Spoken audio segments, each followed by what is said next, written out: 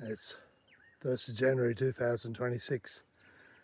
So welcome everyone to this new year. May we all thrive in it. I just want to talk quickly about my plans, which aren't more than the next couple of weeks. No great 2026 goals. I just want to keep doing what I'm doing and stay well.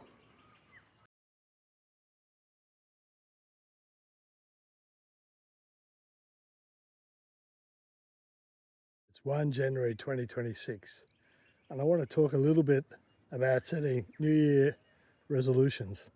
I'm not a believer in them. The research shows that nearly everyone fails if they set ambitious goals for a year. I far prefer just thinking a little way ahead.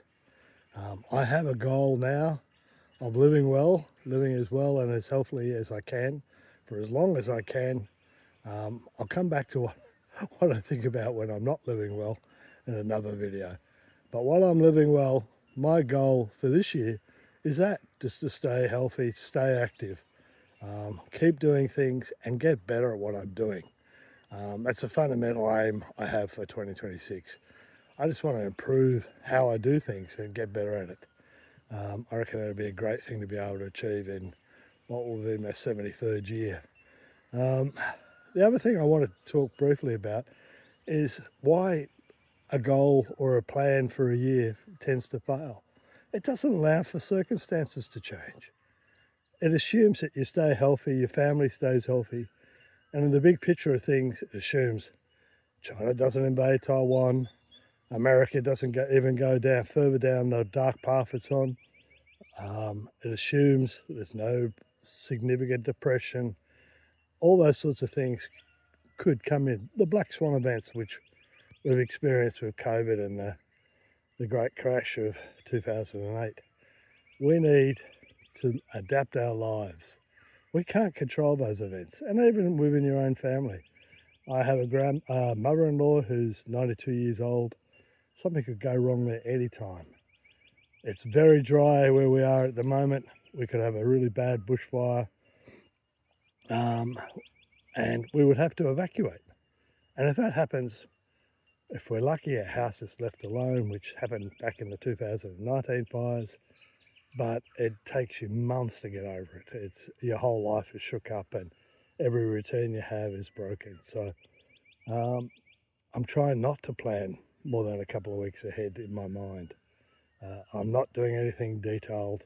I'm not writing down all these things I want to achieve. It really depends on my capacity at the time as to what I can do. And I can't predict that. It's every morning, I'm feeling good. I'll go for a walk. It's raining really heavily. I won't go for a walk today. I'll go tomorrow. So I'll make today a rest day. All those sorts of things change how and what I do. And we have emergencies on our block of land. We have a leaking pipe, has to be fixed. I've got to go and fix a pump that is in our creek that we absolutely need to have while there's still water in the creek. We need to prepare for this drought that looks like it's coming. We're okay at the moment, but if it continues like this with only a couple of mils of rain in January, then this whole valley is going to be full-blown drought. And while we have a lot of water, when you're living on tank water and you're keeping an orchard and a garden alive and you want to be able to ideally give some green grass for our families of wallabies, kangaroos, wombats, birds, etc., managing that is a real challenge. So yeah, I don't have any definite plans. I just can't see the point of it.